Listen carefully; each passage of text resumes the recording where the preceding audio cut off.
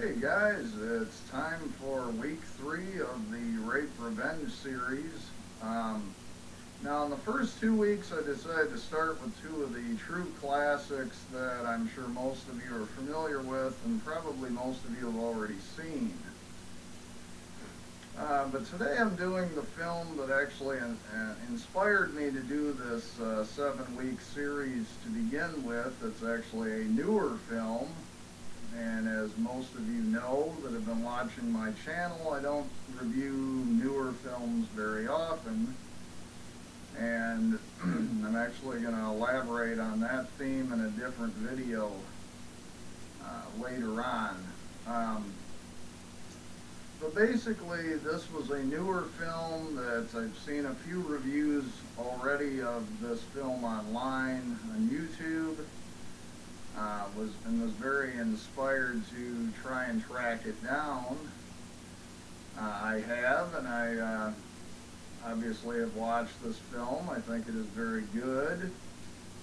And like I say, it sort of inspired me to do this 7 week Rape Revenge series. Now, the film I'll be reviewing today is The Seasoning House, which is a 2012 film by director Paul Hyett, who I know very little about. But basically, the premise on this one, guys, is it takes place in 1996 during the war that was in the Balkan region. Now, for those of you who don't know where the Balkans are, it is Bosnia and Herzegovina, Serbia, Croatia, Slovenia, Kosovo. I'm probably missing some, and I apologize, guys, but basically it was all known as Yugoslavia at one point, and it sort of self-destructed into a really brutal war in the mid to late 90s. And that's sort of the time frame where this film takes place. Essentially what it is this group of rather corrupt soldiers is kidnapping girls to be taken to this seasoning house, where basically they are drugged up on heroin and forced into, basically forced sex for this guy named Victor, who runs the place. But basically the story entails this girl that's kidnapped in a raid by these troops, and they kill her mother right in front of her and then take off with her. Well, this girl's a little unique because she is a deaf mute, which means she cannot hear and she also cannot speak. And so when they get her to the seasoning house, Victor kind of takes a liking to her and decides, instead of using her as a prostitute, I wouldn't even call it prostitutes because they're not paid, but a sex slave, as it were. Instead of that, he kind of has taken a liking to her, and because she can't speak and because she can't hear, he doesn't see her as much of a threat, so he makes her clean up the rooms and teaches her how to keep the girls drugged up on heroin and do up their makeup and so on when he has quote-unquote clients come through. And basically that's kind of how it goes for the early going. Well, then one of the girls they get in, because as it goes along, there's a couple of times these soldiers bring in fresh girls, because some die and, are beaten up or have drug overdoses and pass away, etc. Well, one of these new girls is able to do sign language and starts to communicate with our main character. I don't believe they even tell us her name, but she wears an angel necklace, and Victor, when he brings her in, decides to call her Angel, so I'll use that.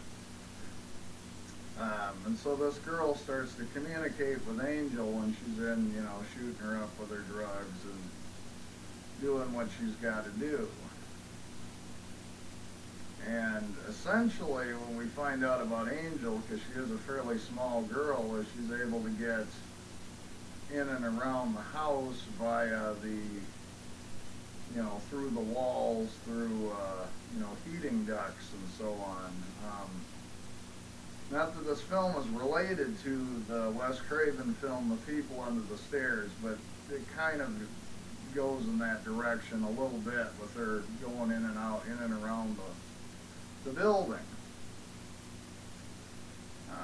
There are a couple of pretty brutal rape scenes in this film, but for a rape revenge kind of a film, it's actually not as graphically portrayed, I guess, from that standpoint, as I was expecting going in. Obviously all these girls are horribly mistreated and malnourished and kept chained up in their rooms most of the time, and so on, and so they are put through hell, but it isn't, they don't show a lot of the sex, and when they do, it's not that graphic. I've seen a lot of films of this nature, and it wasn't the worst by far, but it's still pretty harrowing. The film is well shot, well edited. The acting is quite good throughout, I felt. But basically, to continue with the story, at one point, the soldiers come through,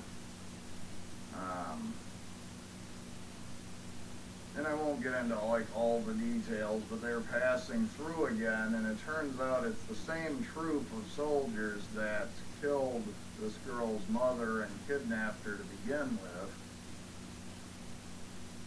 And, he wants to talk to Victor, the leader. I forget his name now, but whatever.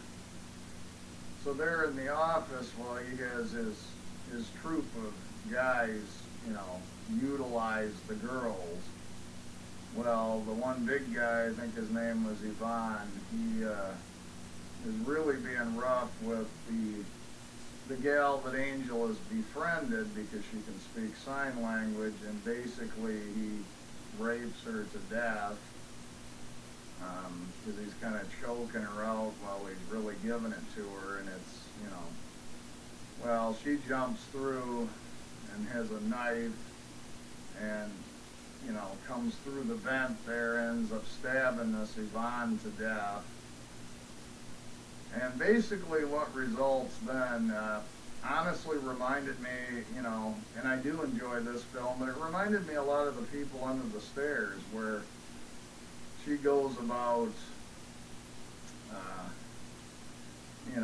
attacking these soldiers and then diving back into these different heating ducts and things and getting into the walls to try and get away. And it becomes a bit of a cat and mouse sort of thing. And I'm going to kind of leave it there, guys, because it is a really enjoyable film, and as you guys know in my reviews, I try not to ruin it, because if you know the whole thing, then why bother watching the film? But my thoughts on it is, like I said, the acting was very good. The story definitely takes some elements from films like The Sinful Dwarf, to some degree Thriller, A Cruel Picture, which is another film I'll be doing in this series before it's finished, and oddly enough, The People Under the Stairs by Wes Craven. But it definitely is its own film. It's definitely a pretty unique entry into the genre of rape revenge films, especially with the sort of war back theme going on. It gives it a little different feel than most of the others will. You know, the revenge scenes are pretty exciting. I mean, in a sense, though, this is almost more of, it's clearly more of an action film to me than like an exploitation film. And I think a lot of that is due to the fact that it is a much newer film. But would I recommend it? Yeah, I would highly recommend people checking it out. I think it's very worthwhile. It's an enjoyable watch, but at the end of the day, it's not my favorite that's going to be in this series, nor is it my favorite of this style of film.